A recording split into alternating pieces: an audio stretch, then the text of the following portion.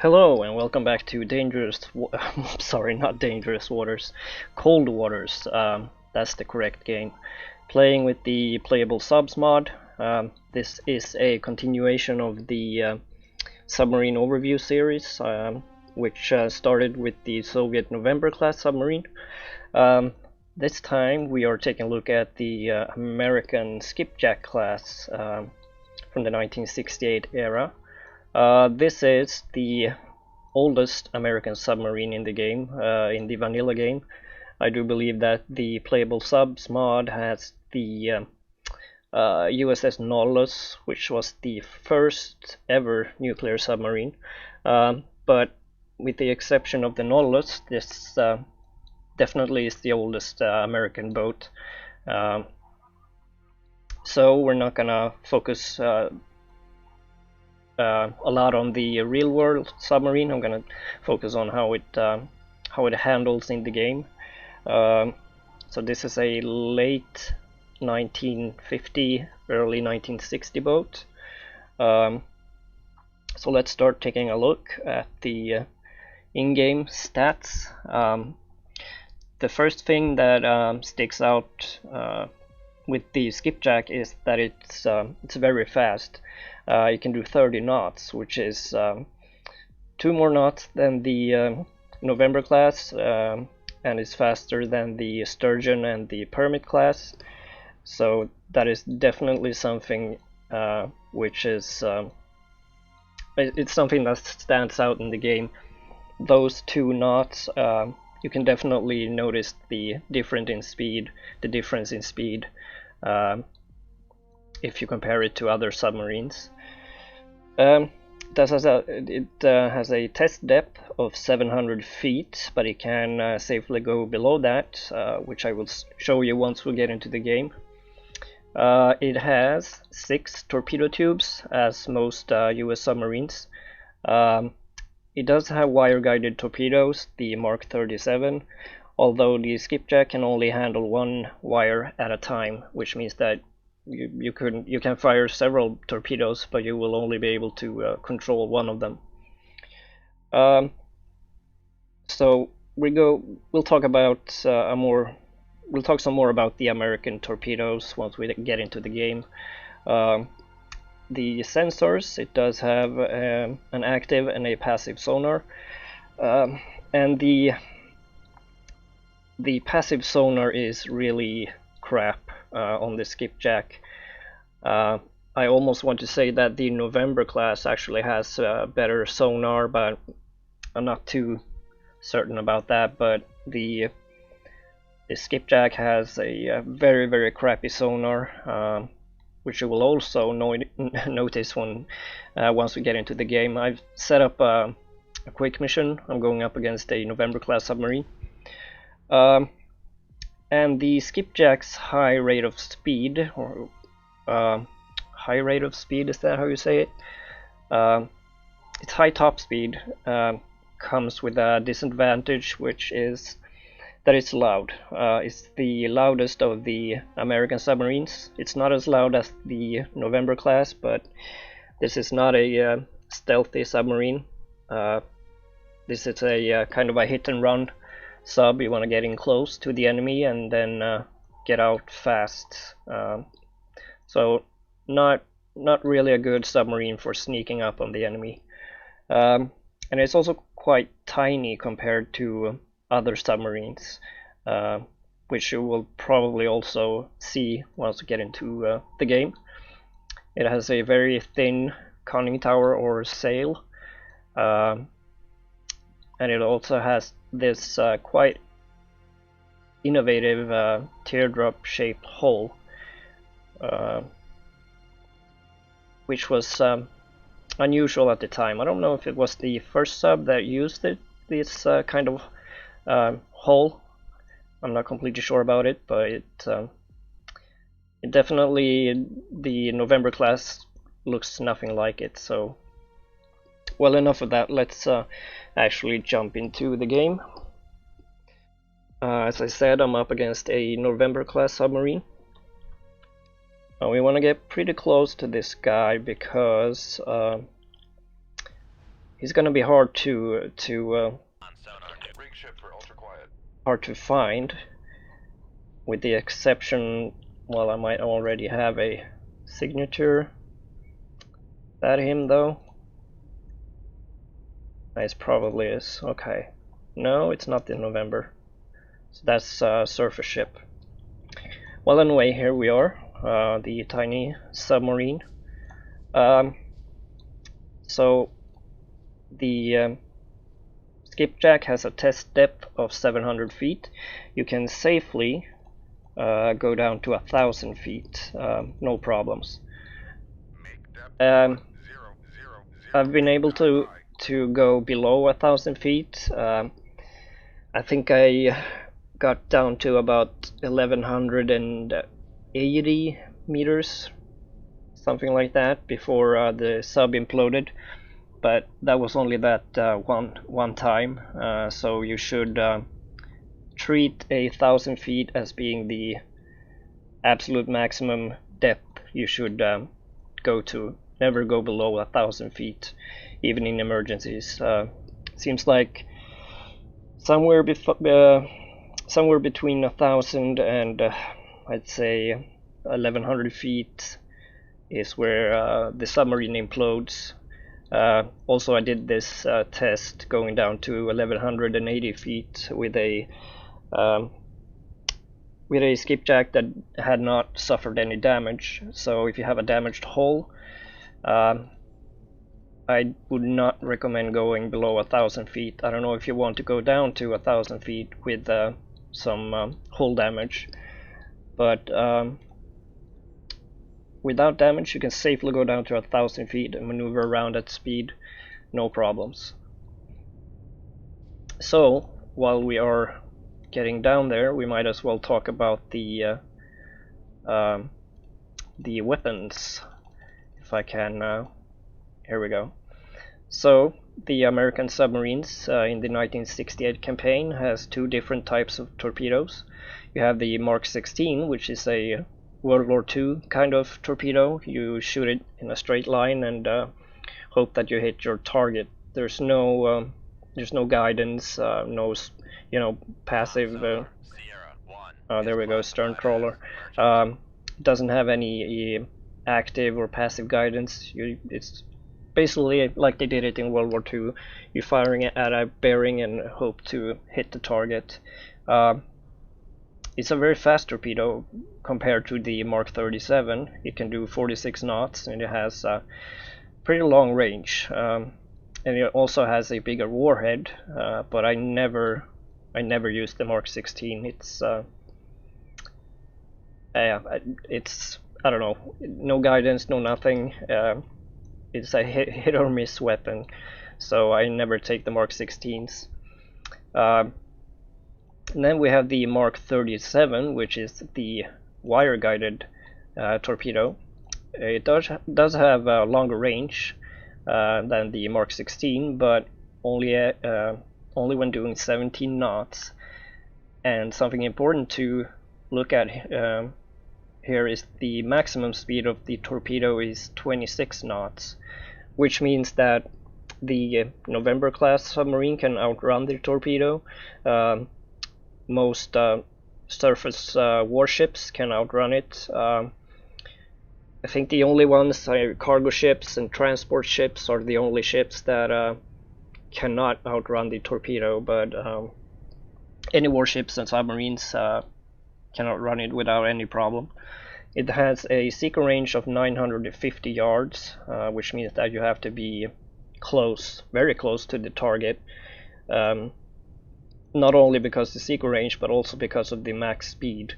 So you have to get in pretty close with the Mark 37. So there's some disadvantages with the American torpedoes, definitely. The Mark 37 also has a very light warhead, which means that you probably will need two Mark 37s to sink a November. It depends on where you hit, but I've definitely seen November-class submarines going on or continuing on while being hit by a Mark 37 torpedo. Surface ships also most likely needs 2 Mark 37s instead of 1, so that's something to have in mind. So here we go. So we're not hearing anything on sonar except for this loud surface ship. Generally, from what I've experienced, a target like a submarine have to be within 5,000 or 5 kilojards before you can actually start detecting it. I think the range is probably pretty much the same for the November-class sonar, but you have to be very close to the an enemy submarine to hear it. So we will probably, the November-class will most likely hear us before we hear him.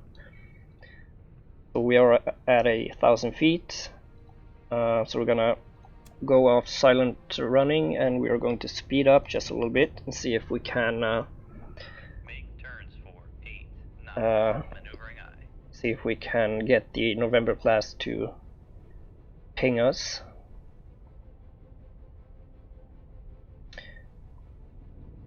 Also, we could actually go to max speed. I want to show you something. Let's go down to 5 knots. Make turns for 5 knots, maneuvering aye. The skipjack builds up speed very quickly, up to about 20 knots. I think around 20 knots it starts to the rate of speed starts to go down. So I'm gonna show you that. Let's go to 30 knots, and you're gonna see the speed here. It's gonna build up very quickly.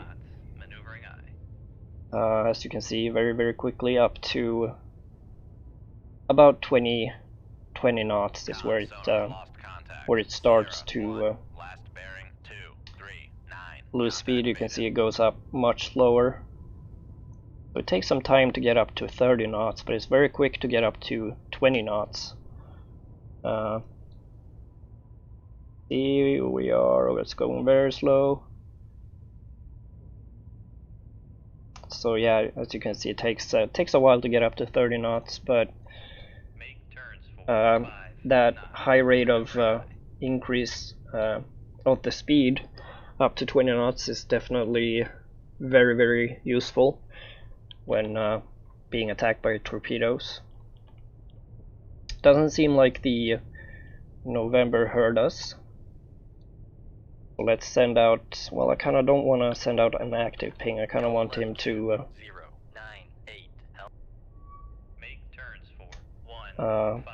also seems like we lost the contact at about 15 knots. I don't know, you could probably do 10 knots and still have some acuity on the passive sonar. Can try that. See if we can keep this. Okay, his stern trawler is in our baffles. So as you can see, at 10 knots, the sonar acuity isn't the best. Kind of surprised that that the November-class hasn't acquired us yet. We might be in his baffles though. Oh, he's not even nearby. Let's do some active pings then.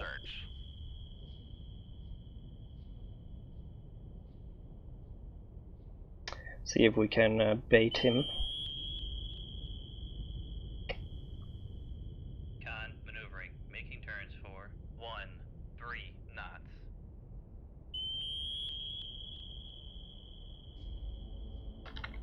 Let's keep turning around.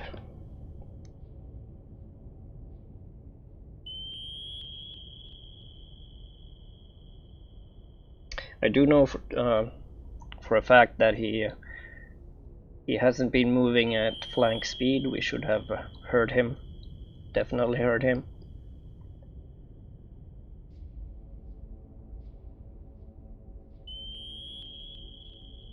If we can get a answer. the active ping. Oh, there we go.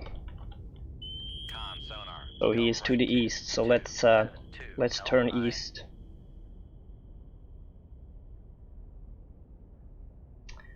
Oh, there we go. Come right to 2. Let's speed up. We wanna Turns for 20 knots. Maneuvering aye. we wanna decrease the distance quickly. Con maneuvering. It is not unlikely that he has already fired torpedoes. Con helm. Steady course. Now another good thing about the Mark 37 is that you can set it to run to search targets at the same depth as you, or the depth that you fired the Mark 37 from. I don't know if you remember the Soviet torpedoes, the Set 65 can only be set to go up towards the surface or to go deeper, which can be problematic if you have a target that is at about the same depth as you are. You kind of want to be below or above the target, and the what's it called, the 53 something. Take a look. The 5365M can only be set to it's a wake homing torpedo, so you can only set it to go up towards the surface. So the Mark 37 it does have that advantage, I guess, which is always nice. Well, let's cram it up to 25 knots. Make turns for 25 knots. Maneuvering aye. Ping him again.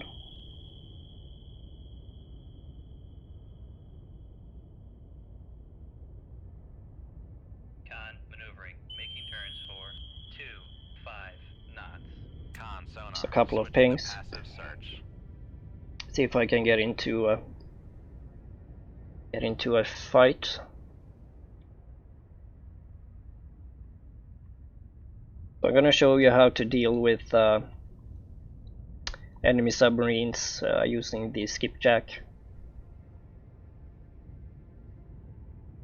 and specifically the Mark 37 torpedo, because you want to be within a minimum of 1,000 yards, or not the minimum. Well, you want to be within about 1,500 yards, preferably within 1,000 yards, to be able to hit the target with the Mark 37 torpedoes. The same goes for enemy warships, because they'll have a hard time outrunning the torpedo once it's been fired that close. So hopefully I will be able to show you just that. Let's slow down to 5 knots, see if we can hear this guy on the passive sonar. There we go. No, that's the stern trawler. Okay. So the November is most likely not within 5,000 yards.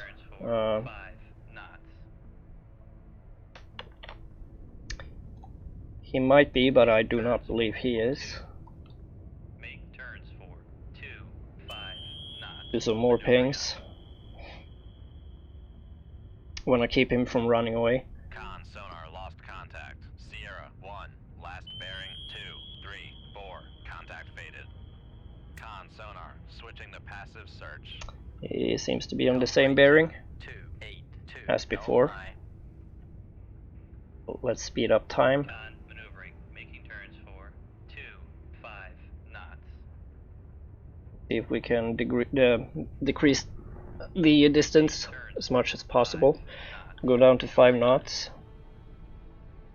Con sonar regained contact on Sierra 1. Still only hearing the stern trawler. It's a noisy surface ship. Also, I don't know if you can tell, but it's kind of hard for me to tell, but the passive sonar is mounted in the bow. You can see it here, and it's also mounted, I can't really tell, but it's mounted below the torpedo tubes as well.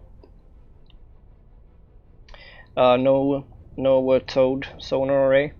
Make turns for 30 knots. Maneuvering aye. So yeah, the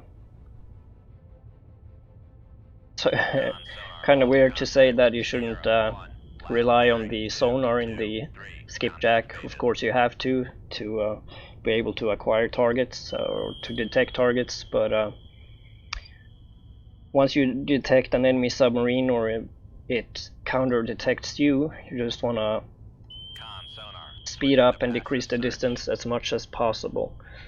There's no real point in firing a torpedo from very far off against a November class, for example, because the Mark 37 only has a range of 23,000 yards at 17 knots. So I think what that means is that I think it travels 17 knots, and once it acquires something, that's when it goes to 26 knots. Do some more pings. See if he's staying on the same bearing. Con maneuvering, making turns for 30 knots. See if we get any answer.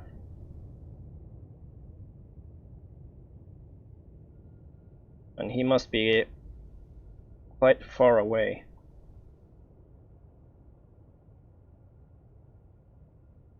Con sonar, switching to active search. No answer?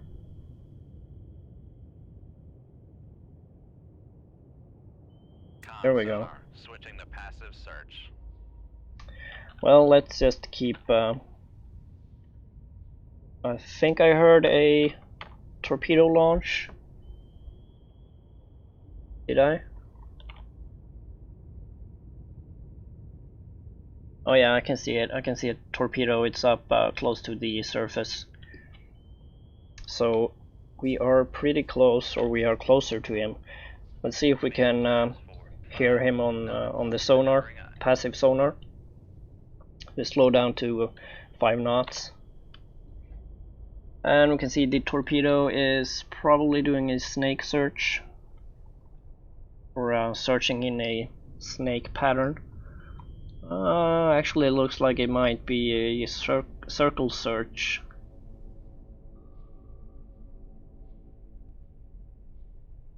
We'll have to see, but it looks like it's making. Oh, you know what? Okay, damn, the November sank itself. Well, okay. But anyways, what you want to do is get as close as possible, as quickly as possible. So let's pretend we have a target, and you want to be as close as possible, but within 1,000 yards, if you can. It will definitely make it much harder for the sub or warship to defeat the Mark 37. And since you're not very stealthy, not a stealthy submarine, you have to use your speed to your advantage.